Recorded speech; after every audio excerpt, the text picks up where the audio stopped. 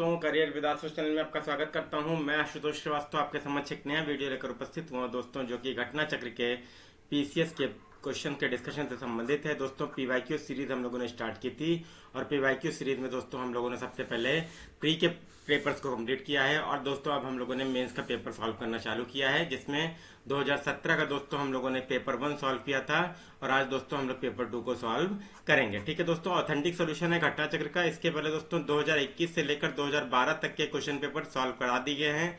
Playlist बना दी गई है, लिंक डिस्क्रिप्शन बॉक्स में, उसको देख डालिए। ये 100+ क्वेश्चन आपको देगा ये एग्जाम में दोस्तों। ठीक है, कोई समस्या नहीं आएगी आपको। और घटना सार की सीरीज कंप्लीट करा दी गई है। घटना चक्र की आई दृष्टि आ गई है दोस्तों करंट अफेयर की, इसको कंप्लीट करा दिया जाएगा दोस्तों। आपको 30+ क्वेश्चन उससे मिल जाएंगे। इतना अगर आप लोग कर लेंगे दोस्तों तो प्रीलिम्स में आपको निकलने में कोई समस्या नहीं आएगी। ठीक है दोस्तों, तो चलिए स्टार्ट करते हैं राज्य व्यवस्था से। सबसे पहला क्वेश्चन है, भारतीय संसद की सबसे बड़ी समिति कौन सी है दोस्तों? तो प्राक्कलन समिति है दोस्तों। इसमें सदस्यों की संख्या 30 होती है और लोकसभा से ही सभी सदस्य लिए जाते हैं। ठीक है दोस्तों, तो ध्यान रखिएगा। और दोस्तों देखिए, पहले ही मैंने टिक कर दिया ताकि आप लोगों को कोई समस्या ना आए। भारतीय संविधान का कौन सा अनुच्छेद संसद के राज्य सूची के विषय पर कानून बनाने की शक्ति प्रदान करता है? तो अनुच्छेद 249।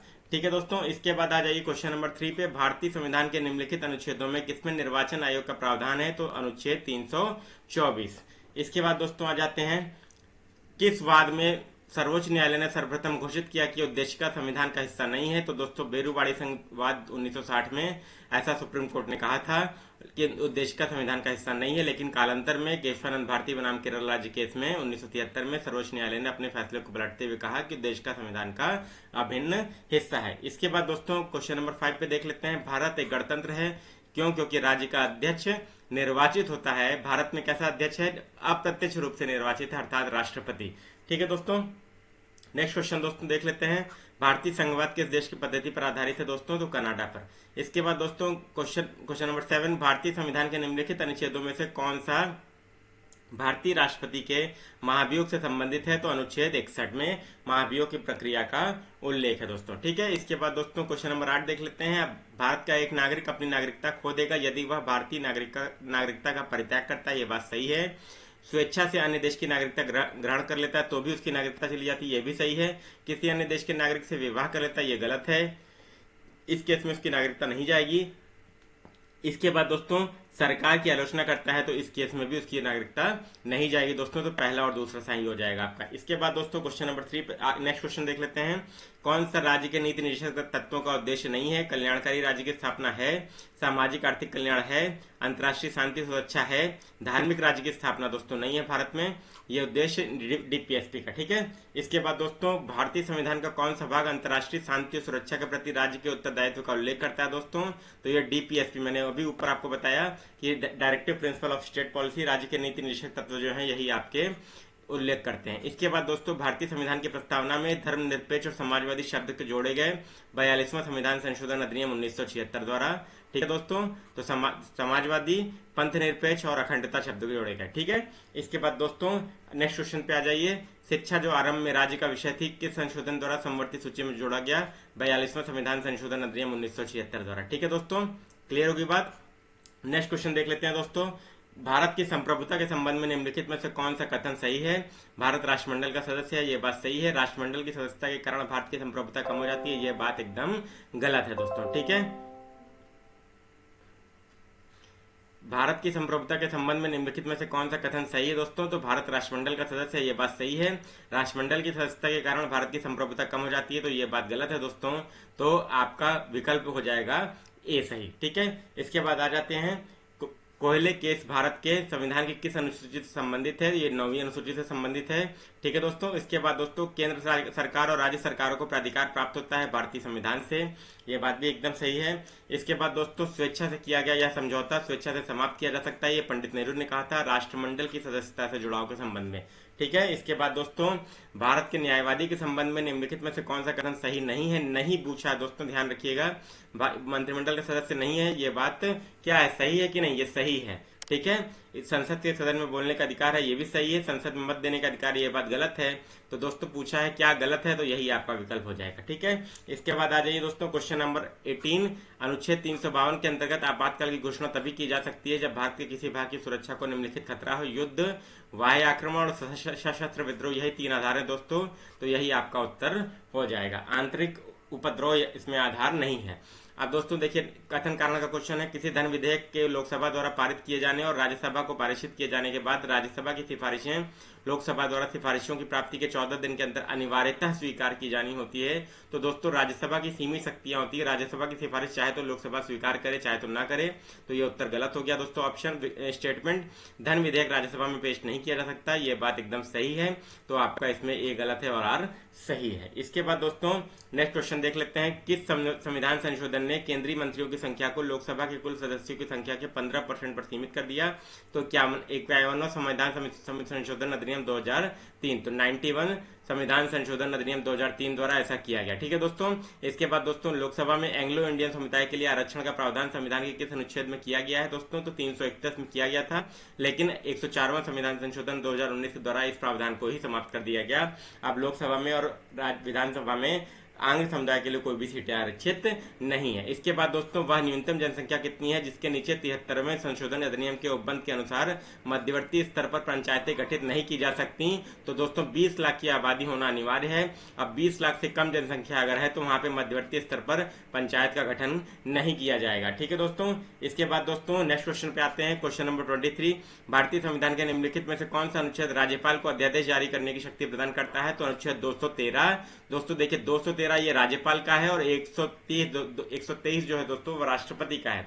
ठीक है। तो 123 राष्ट्रपति ऐसे याद रखिए और ये क्या करिए, एक को इधर ले आइए, 213 हो गया, ये आपका राज्यपाल का हो गया। ठीक है। तो सिमिलरिटी है दोस्तों, तो आप लोग चाहें तो इसको याद कर सकते हैं ऐसे। इसके बाद दोस्तों भारतीय संविधान के निम्नलिखित में से किस अनुच्छेद में यह व्यवस्था की गई कि सभी अल्पसंख्यकों को अपनी रुचि की शिक्षण संस्थाओं की स्थापना और प्रशासन का अधिकार होगा? अनुच्छेद 30। ठीक है। मौलिक अधिकार के आर्टिकल पूरे याद कर लीजिए। इसके बाद दोस्तों भारत के सर्वोच्च न्यायालय की शक्तियों के विषय में निम्नलिखित में से कौन सा कथन सही नहीं है? इसके पास जनता के मूल अधिकारों की रक्षा के लिए आदेश जारी करने की अनन्य शक्ति नहीं है दोस्तों। ये हाईकोर्ट के साथ ये शक्ति साझा करता है।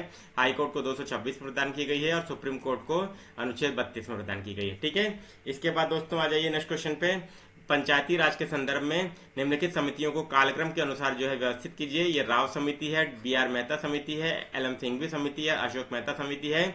तो देखिए मैंने यहाँ पे लिख दिया है, राव समिति 1985, बी.आर. मेहता समिति 1957, एल.एम. सिंघवी 1986, अशोक मेहता 1977 सुमिलित करा लीजिएगा तो विकल्प सी हो जाएगा। इसके बाद दोस्तों आ जाइए, विधान परिषद में मनोनीत सदस्यों की संख्या है दोस्तों कुल सदस्यों की संख्या का 1/6। ठीक है दोस्तों। इसके बाद भारत में न्यायिक पुनरावलोकन शक्ति का प्रयोग किसके द्वारा किया जाता है? तो सर्वोच्च न्यायालय और उच्च न्यायालय के द्वारा। ठीक है।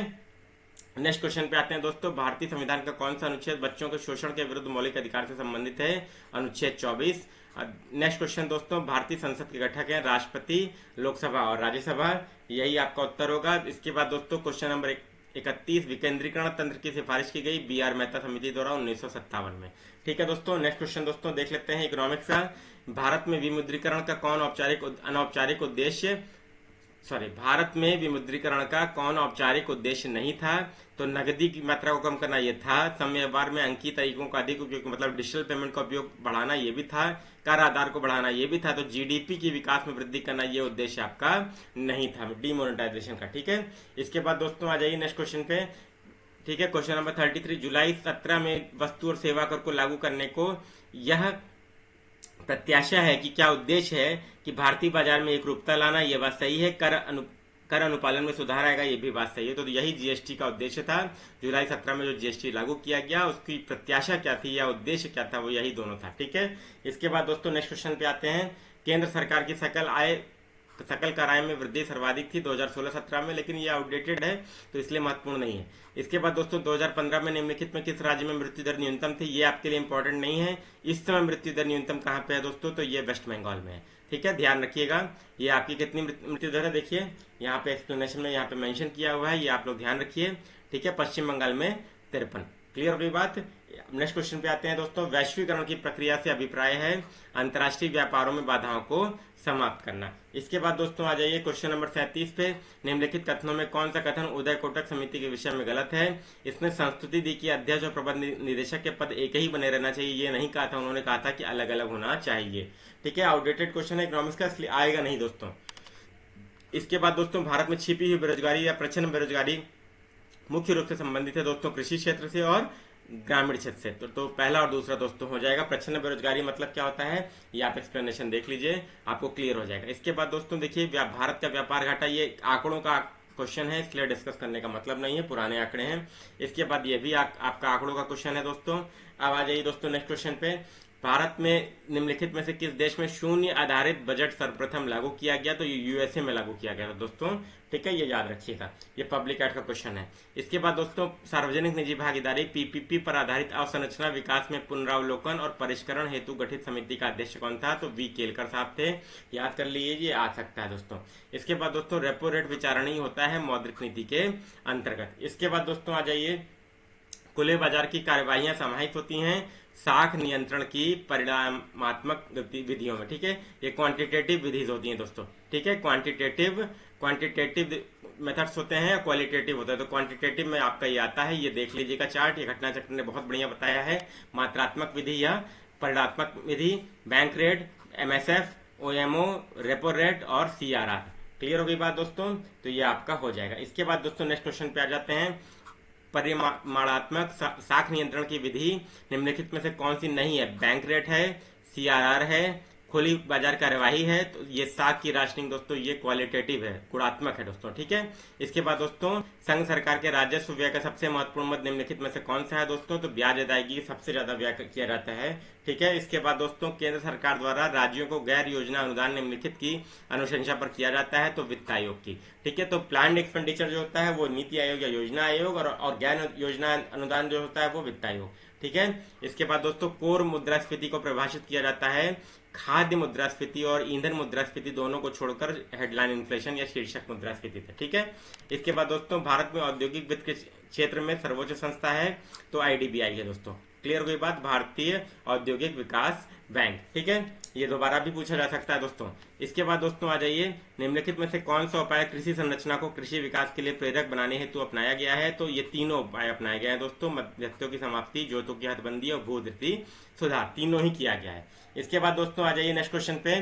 भारत के सकल घरेलू उत्पाद में विभिन्न क्षेत्रों का योगदान घटता हुआ सही अनुक्रम में कौन सा है बताइए? तो सेवा में सबसे ज्यादा योगदान करती है सेवा, उद्योग फिर करता है, फिर कृषि। कृषि का हालांकि बढ़ रहा है। ठीक है, तो ये ध्यान रखिएगा, कृषि का बढ़ रहा है, कृषि धीरे धीरे उद्योग को हो सकता है पीछे भी छोड़ दे। तो 2020-21 का जो आर्थिक सर्वे का अनुमान है वो ये है दोस्तों, सेवा क्षेत्र, उद्योग क्षेत्र और कृषि क्षेत्र।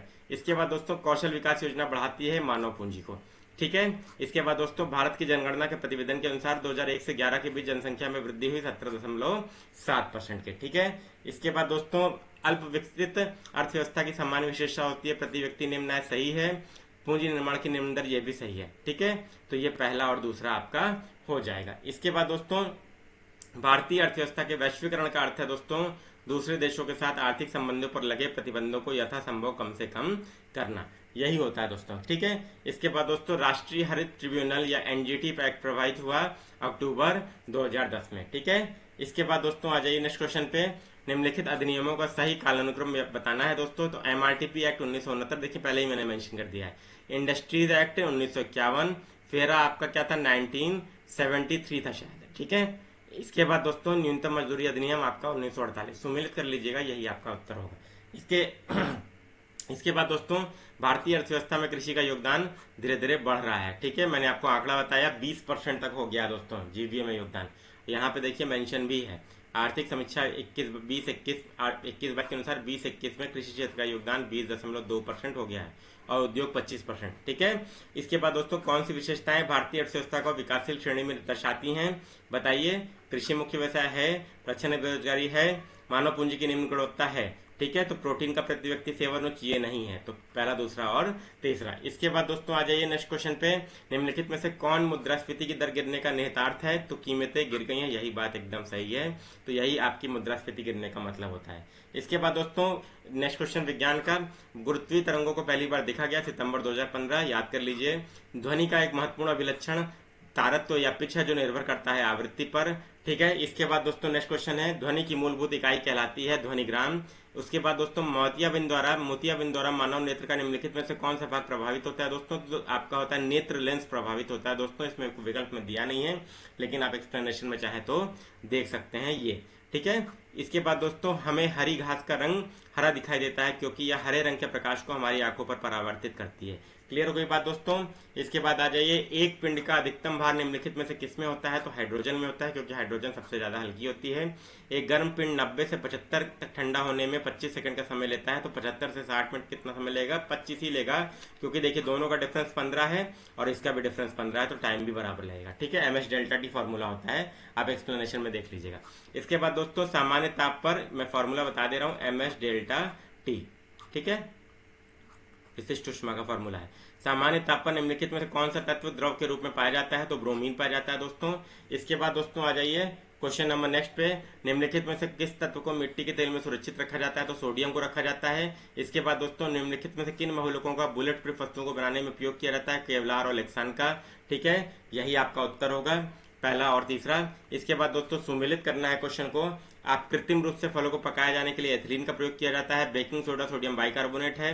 शीतल पे आपका कार्बन डाइऑक्साइड और क्वार्ट्ज सोडियम सिलिकेट। ठीक है, तो बी ही आपका विकल्प हो जाएगा। इसके बाद दोस्तों आ जाइए, नीचे दिए गए युग्मों में से कौन सा सुमेलित नहीं है? सूखी बर्फ ठोस CO2 सही है। ठीक है, उसके बाद दोस्तों सेविन आपका कीटनाशक सही है। टेफ्लॉन फ्लोरीन युक्त बहुलक ये भी सही है। फ्लोरीन दोस्तों ये आपका क्या होता है? फ्लोरीन युक्त नहीं होता दोस्तों, ये C60 होता है, कार्बनिक बहुलक होता है। क्लियर होगी बात दोस्तों। फ्लोरीन और आपका फ्लोरीन दोस्तों F होता है। ठीक है, इसके बाद दोस्तों पित्ताशय में उपस्थित पाषाण पथरी निम्नलिखित में से किसका पाचन प्रभावित करती है? तो वसा का। ठीक है, इसके बाद दोस्तों आ जाइए, पॉलीथीन है। पॉलीथीन एक सामान्य क्या है? मच्छर विकर्षक है। घाव भरने के लिए कौन सा विटामिन सहायक है? विटामिन सी है। ठीक है, इसके बाद दोस्तों आ जाइए, कोई निम्नलिखित में से कौन सा सल्फा औषधि है? तो सिबाजोल है दोस्तों। चाय की पत्तियों में विद्यमान सर्वाधिक महत्व का उत्तेजक है कैफीन है। इसके बाद दोस्तों आ जाइए, CO 1148 प्रजाति है गन्ना की। कौन सा जानवर ठोस मूत्र उत्सर्जित करता है? कंगारू चूहा। ठीक है, फिर कथन कारण का क्वेश्चन है दोस्तों। विटामिन B12 यकृत में संग्रहित तो रहता है 3 से 5 वर्ष तक, ये बात एकदम सही है। और B12 जल में विलय है, ये भी बात सही। देखिए बी और सी विटामिन जो है ये आपके जल में विलय होते हैं, बाकी ADE के जो है आपके ये आपके वसा में घुलनशील है। ठीक है, तो ध्यान रखिएगा, ये RO मेंस में भी पूछा गया क्वेश्चन, तो व्याख्या नहीं है दोस्तों, तो इसमें विकल्प भी हो जाएगा। इसके बाद दोस्तों आ जाइए, सभी प्रकार के कैंसर की चिकित्सा हेतु कौन सा उपचार नवीनतम है? तो विकिरण चिकित्सा दोस्तों, ध्यान रखिएगा, यही नवीनतम है। इसके बाद दोस्तों कौन सा अनाज मानव निर्मित है? तो ट्रिटिकेल दोस्तों गेहूं और राई का संकर होता है। ठीक है, क्लियर हो गई बात, गेहूं और राई का संकर होता है ट्रिटिकल। इसके बाद दोस्तों कौन सा एक विटामिन नहीं है? तो थायरॉक्सिन जो है दोस्तों हार्मोन है, ये विटामिन नहीं है, बाकी सब आपके विटामिन है। इसके बाद दोस्तों निम्नलिखित जानवरों में कौन एक जानवर नहीं है जिसे थोड़ा सफलतापूर्वक भाषा का उपयोग करना सिखाया गया है? दोस्तों कुत्ते को नहीं सिखाया जा सका, बाकी चिंपैंजी, तोता और डॉल्फिन जो है, तीनों को जो है थोड़ा भाषा की समझ सिखाई गई है। ठीक है, तो कुत्ता विकल्प आपका इसमें होगा। अब गणित के क्वेश्चन दोस्तों इसमें मैं डिस्कस नहीं कर रहा हूं। इसके बाद आ जाइए नेक्स्ट क्वेश्चन पे। कौन सी ग्रीन हाउस गैस नहीं है? CO2 है, मीथेन है, ऑक्सीजन है, प्रोपेन नहीं है दोस्तों। ठीक है, इसके बाद आ जाइए दोस्तों नेक्स्ट क्वेश्चन पे। ध्वनि प्रदूषण को मापने हेतु निम्नलिखित में से किस इकाई का प्रयोग करते हैं? तो डेसिबल दोस्तों, ये आपकी ध्वनि प्रदूषण को मापने की इकाई है। इसके बाद दोस्तों आ जाइए, द्विआधारी पद्धति में 1 किलोबाइट किसके बराबर होता है? तो 1024 बाइट के। ठीक है, ये एक्सप्लेनेशन देख लीजिए, 1 किलोबाइट 1024 बाइट, 1 मेगाबाइट 1024 किलोबाइट। ठीक है, इसके बाद दोस्तों विश्व का प्रथम पूर्ण रूप से सौर ऊर्जा से संचालित अंतर्राष्ट्रीय हवाई पत्तन दोस्तों कोच्चि हवाई पत्तन है। किस प्रकार के प्रदूषण से बचाव के लिए ग्रीन मफलर का प्रयोग किया जाता है दोस्तों? तो ध्वनि के लिए। ठीक है, ग्रीन मफलर मतलब आपका ध्वनि प्रदूषण से बचाने के लिए पौधे लगाए जाते हैं। इसके बाद दोस्तों कौन सा एक नाइट्रोजन स्थिरीकरण को वाले जीव नहीं है? तो ये आपका माइकोराजा नहीं है, नोस्टाक है, एजोटोबैक्टर है, नाबिना है।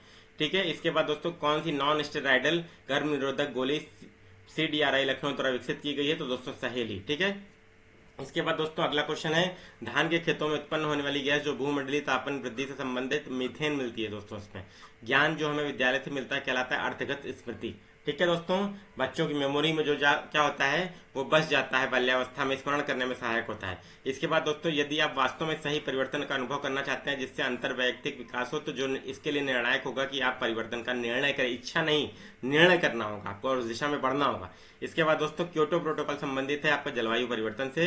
ठीक है, एक्सप्लेनेशन आप लोग देख लीजिएगा। अंतर्राष्ट्रीय समझौता है ग्रीन हाउस गैस के इमिशन को कम करने से संबंधित था। ठीक है दोस्तों, इस समय आपका क्या है, आप शुद्ध शून्य कार्बन उत्सर्जन से संबंधित आपका समझौता आ गया है, किसमें कोप 26 ग्लासगो स्कॉटलैंड में ये डिस्कस किया है करंट के अफेयर में। ठीक है, करंट अफेयर की प्ले लिस्ट बनी है, उसको पूरा देख डालिए। आय दृष्टि कल से स्टार्ट करूंगा दोस्तों। ठीक है, thank you very much. Video अच्छा लगा तो प्लीज लाइक कीजिए, शेयर कीजिए, सब्सक्राइब जरूर कीजिएगा और घटना चक्र के पीवाईक्यूज और करंट जरूर देख के जाइए। पीसीएस प्रीलिम्स आराम से क्लियर करेंगे। चैनल से